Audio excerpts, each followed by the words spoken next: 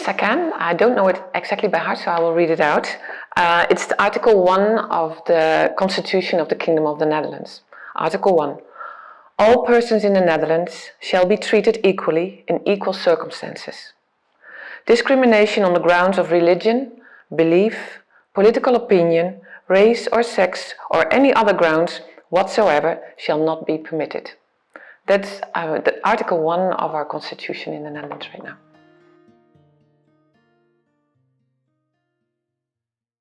Yes, my name is Joanne Doornewaard. Let me take off the mask. My name is Joanne Doornewaard. I'm the ambassador of the Kingdom of the Netherlands to Korea.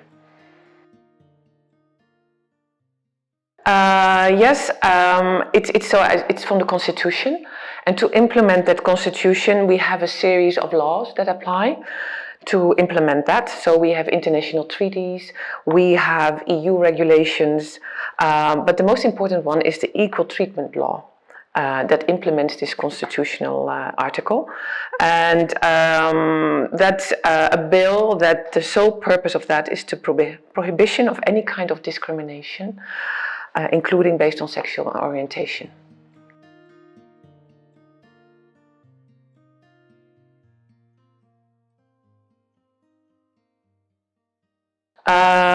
So the constitutional prohibition asked for an implementation by law. And I think it's very important to say that it does not explicitly mention discrimination based on sexuality or ethnicity. And that was the criticism at that time.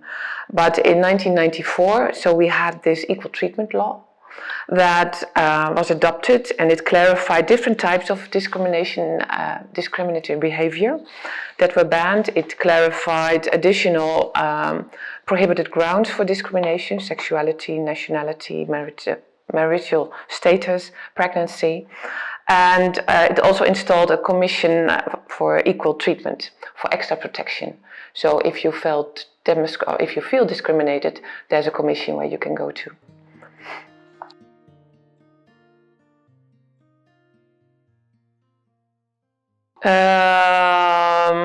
There was a general support for laws that aimed at non-discrimination and equal treatment. So it's really about the Netherlands. We consider everybody is equal for the law, and that's a general understanding that everybody accepts in the Netherlands. So a discussion about constitutional prohibition of discrimination started after the Second World War, when international human rights treaties were adopted. And also the Equal Treatment Act enjoyed broad support, including from religious parties in Parliament.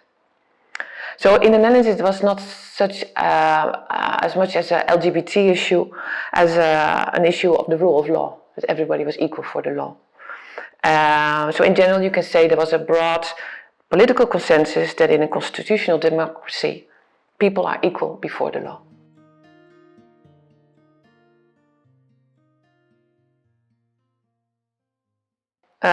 So of course there were many issues also in the Netherlands that people disagreed on. There were discussions on certain aspects of the equal treatment law. For instance, the balance between freedom of religion and the ban on discrimination. Can Christian schools refuse to hire gay teachers? Another issue, can civil servants refuse to marry gay couples? Those were discussions that it's ongoing discussions. So over the time you can see that we really specified more the areas for prohibition of discrimination. So it's an ongoing process, but it starts with the fact that everybody is equal for the law.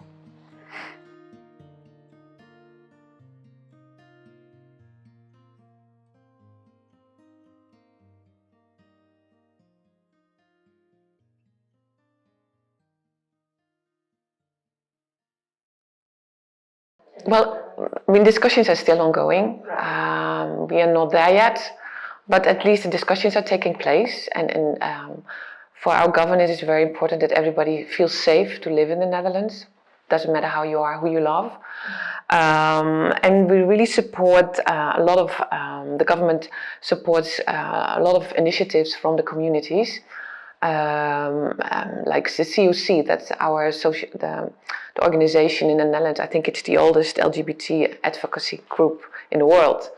And they have programs. So I think since 2012, our secondary schools have a program where that's about equality. And this part of the program is being given by them, developed by them. So it's really to stress everybody that there's there's a program at the schools that include gender and sexual diversity in their curriculum since 2012. So our youngsters are also aware of equality. If they were not aware yet, but I mean that it's stressed as well at school. And then, of course, we have community networks that are supported by the government. So there's especially right now groups like the LBG, the Foundation for Queer Muslims, Christian LGBTI network groups. So they are vulnerable. So they get extra support from our government. Those groups. So that's ongoing still.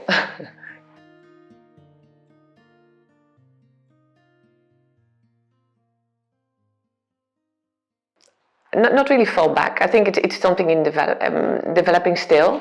The situation is still not perfect in the Netherlands, and we see, I mean, also there at school sometimes there's bullying and all that.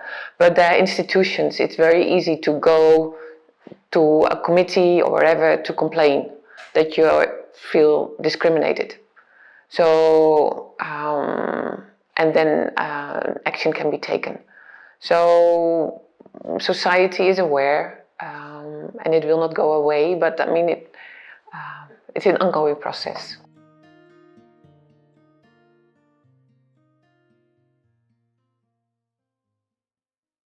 Well, there was not opposition against the legislation as such, but some wanted specific exceptions, for example, for religious schools or religious civil servants. For example, the Christian schools, they cannot refuse to hire gay teachers, but they can require teachers to support principles of the school. And in 2001, the Netherlands legalized gay marriages, but some civil servants, conscious objectors, due to religious beliefs. But the Netherlands law right now requires government personnel to carry out law without prejudice. So that was quite a dilemma. And initially, so yes, indeed, the civil servants allowed to refuse based on religious beliefs were provided by the municipality, and the municipality would ensure that another civil servant would take over that would not have that kind of objections. But since 2014, newly hired civil servants are not allowed to refuse anymore. I mean, if you're a civil servant, you cannot prejudice against who you have in front of you, so you have to comply. And these discussions did not end after adoption of the law. In the Netherlands, we have long debates on the balance between the different freedoms. So freedom of religion, especially, and the freedom of expression, and the freedom to be whoever you want to be. And that's part of democracy, and that's an open society. So you talk about that. And of course, that's an ongoing process. Yeah.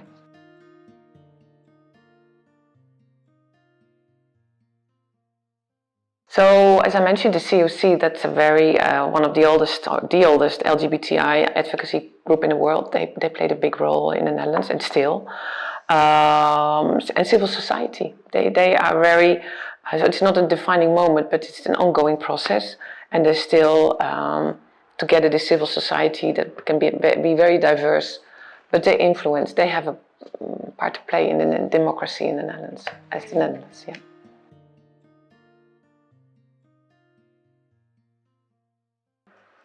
So as I mentioned, it was really an equal issue, the equal rights issue that for us stands out. So understanding that in a free society, being different than others should not lead to unfair or unequal treatment. And this is not just a law that protects minorities, it protects everybody in the Netherlands from arbitrary, unequal and unfair discrimination. I think, and that's something that's accepted by everybody.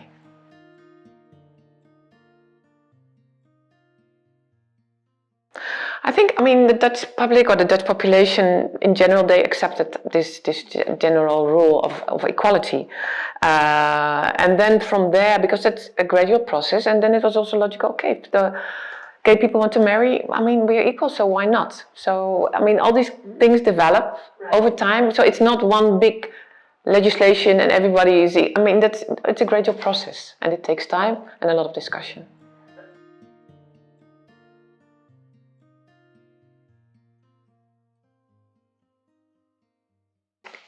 Well, I mean, the important step was indeed that the gay marriages in 2001.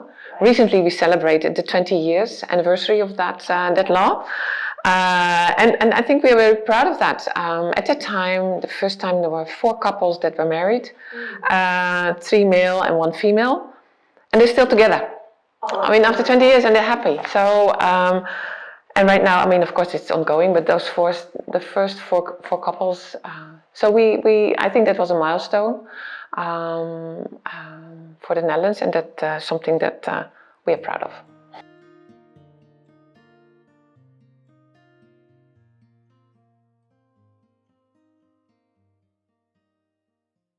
Well, as I mentioned, I mean, so there was more legislation added since 1994. So, as I mentioned already, the prohibition to refuse marrying LGBTI people or couples in 2014. And then also a quite recent example is the Transgender Persons Act that entered into force in 2014. So that made it easier administratively and legally for a person to change their registered gender. As soon as this simplification was introduced, there was a substantial increase in the number of people applying to change their birth certificate. And as I mentioned, no one law will end the debate or resolve a difficult situation entirely. And it will likely lead to more discussions, but you have to be open to hear that and to find a solution together. And that's the process of an open society and a democratic society, I think.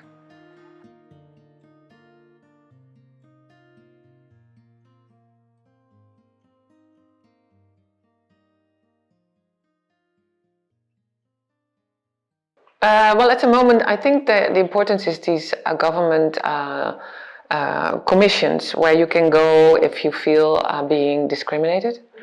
And in the beginning, they were like national, so it looked like, okay, there's very big gap to the person in the street who feels discriminated and to go to this national. So right now the municipalities have committees. So at several layers, it's very accessible for people to go there to complain. I feel discriminated. And they try to solve that and all that, but at least you can announce it somewhere. You feel your rights are being threatened, then you can go somewhere. And also with bullying, programs against bullying are there as well.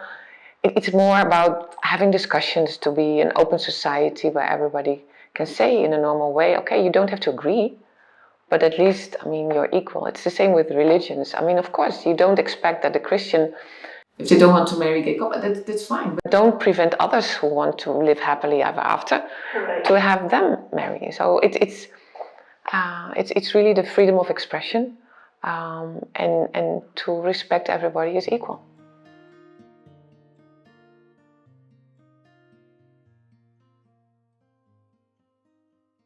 Well, I think the Netherlands support you. Orange is part of the rainbow. Yay. And I really hope next year I can see you all in person.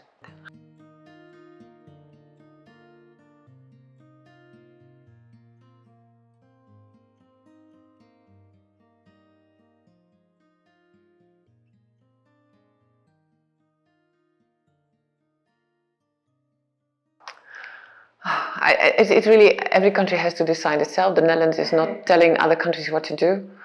The only thing that I can see right now in the Netherlands, gay couples, I mean, our birth rate is higher than yours. It's about happiness, respecting everybody, non-discrimination, equality for all. And if you promote that, I think that really would help. Having happy people in your country, I think that's something very important for society. and as a government to work towards that. And I know, I mean, Korea has come from a long way. I mean, you were one of the poorest countries in the world, and right now there you are in 60, 70 years, one of the most, the top 10 countries economic-wise. And then there's a next step. Okay, you've achieved that. So now it's also about the people. It's more than economy growth that's important to a society, I think. But that's really up to Korea to decide.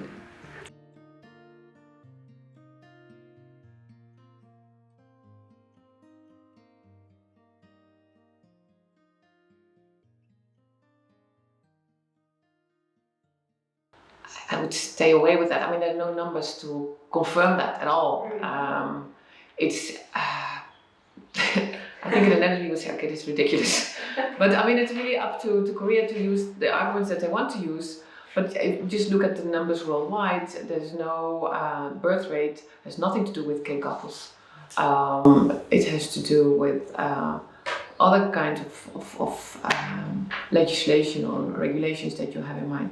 Respect for the women, to contribute that they can have, that they're equally paid, equal possibilities to work part-time, whatever, to have a family. There are a lot of other factors that come into place to see what hampers the birth rate at the moment. It's not about money, I think. So I guess there's also a lot of research going on in Korea to try to find out why is this happening. But that's up to Korea. And of course, over there right now, I don't know how many couples there are, but I don't say that gay couples are more happier than bisexual couples. So it's not that, it's just, I think having happy couples helps for a happy society.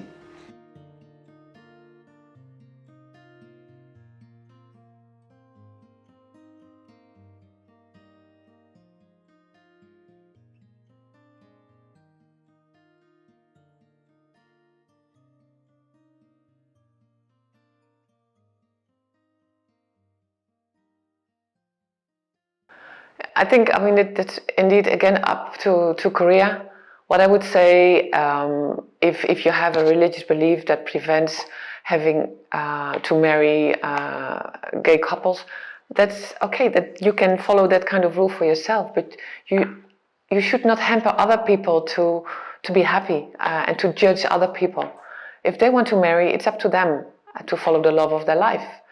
And if you think within your religious group it's not allowed, okay, that's a rule that you follow within your group, but don't block the happiness of others.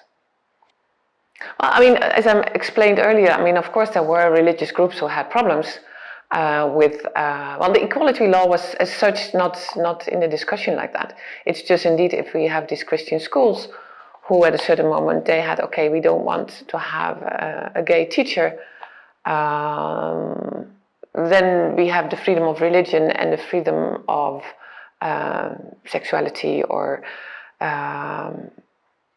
nationality. I mean, there are a lot of things coming into that play, a freedom of expression. So that there's always a dialogue going there, but I think in generally to expect or respect that everybody's equal. I think that even Christians, they cannot deny that.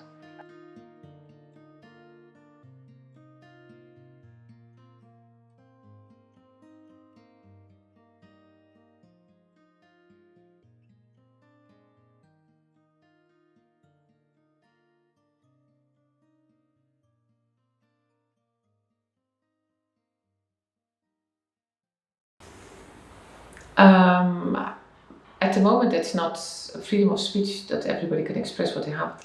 That is always indeed, it's more about hate speech that comes into mind over there. If you blame people because of they have different, they love different people, or that would be a point of discussion, I think, and not, kind of unacceptable. So, I mean, but it's something also being discussed in the Netherlands, because please don't think that we are there yet in the Netherlands, but I hope that in the Netherlands indeed we discuss these kind of things, and of course there's a lot of arguing and all that, but there's also general acceptance that we are equal for the law, and that we have to respect everybody, no matter where he comes from, what he believes, or who he loves.